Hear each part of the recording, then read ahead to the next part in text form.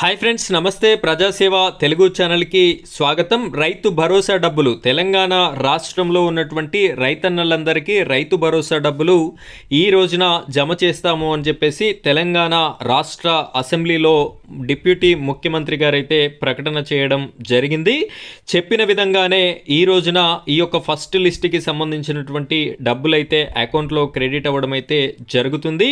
ఈ విధంగా క్రెడిట్ అయినటువంటి కొన్ని పేమెంట్ ప్రూఫ్స్తో పాటు అసలు ఫస్ట్ విడతలో భాగంగా ఎంతవరకు ఎన్ని ఎకరాల వరకు ఉన్నటువంటి రైతన్నలకి డబ్బులు అందుతున్నాయి, ఏ ఏ అకౌంట్లో ఉన్నటువంటి వారికి ఫస్ట్ జమ అవుతున్నాయి, ఏ విధంగా చెక్ చేసుకోవాలి అనేటటువంటి పూర్తి ఇన్ఫర్మేషన్ని మీకోసం నేను ఈ వీడియోలో అందించడం జరుగుతుంది.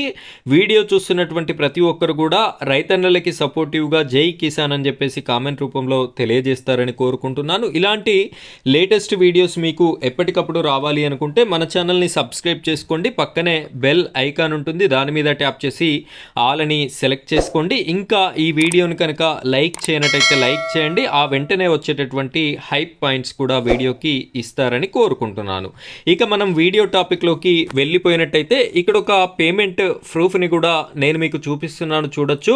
11 గంటల 49 నిమిషాలకి ఈ యొక్క పేమెంట్ అనేది జనరేట్ అవ్వడం అయితే జరిగింది. ఇక్కడ క్లియర్గా చూసుకున్నట్టయితే ఇక్కడ రైతన్నకి సంబంధించి 23 గుంటలకి 3,450 రూపాయలైతే క్రెడిట్ అవ్వడం జరిగింది. డేట్ చూసుకోవచ్చు, 23వ తారీఖు 3వ నెల 2026. అంటే ఈరోజు ఉదయం అయితే ఈ డబ్బులైతే క్రెడిట్ అవ్వడం జరిగింది. సో రాష్ట్ర ప్రభుత్వం చెప్పిన విధంగానే రైతన్నల ఖాతాలో ఈ డబ్బులనైతే క్రెడిట్ చేయడం జరిగింది. అయితే ఎవరెవరికి ఈ డబ్బులు క్రెడిట్ అవుతున్నాయి అంటే తెలంగాణ రాష్ట్రంలో సాగు భూమి కలిగి ఉన్నటువంటి ప్రతి రైతన్నకి కూడా ఈ రోజున 1 ఎకరం వరకు, ఫర్ సపోజ్ ఒక రైతన్న 5 ఎకరాలు భూమి కలిగి ఉన్నట్టయితే 5 ఎకరాలకి డబ్బులు రావు.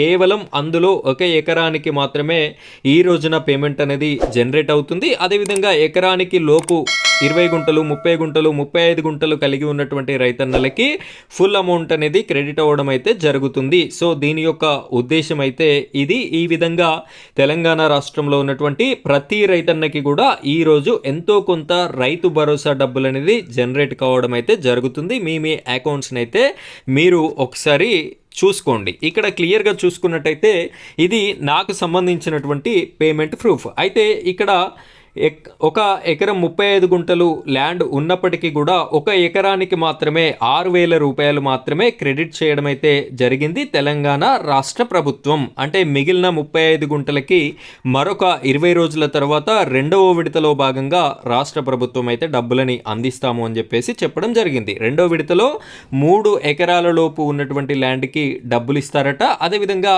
ఏప్రిల్ చివరి వారంలో మిగిలినటువంటి రిమైనింగ్ ఉన్నటువంటి రైతన్నలందరికీ కూడా ఎంత భూమి ఉన్నప్పటికీ కూడా సాగు భూమి కలిగినటువంటి ప్రతి రైతన్నకి ఎంత భూమి ఉన్నా కూడా వారందరికీ మిగిలినటువంటి డబ్బులు వచ్చేటటువంటి అవకాశం అయితే మనకి కనిపిస్తుంది. సో ఈ విధంగా పోస్ట్ ఆఫీస్ అకౌంట్ కలిగి ఉన్నటువంటి ప్రతి ఒక్కరికి కూడా మెసేజెస్ రావడం జరుగుతుంది.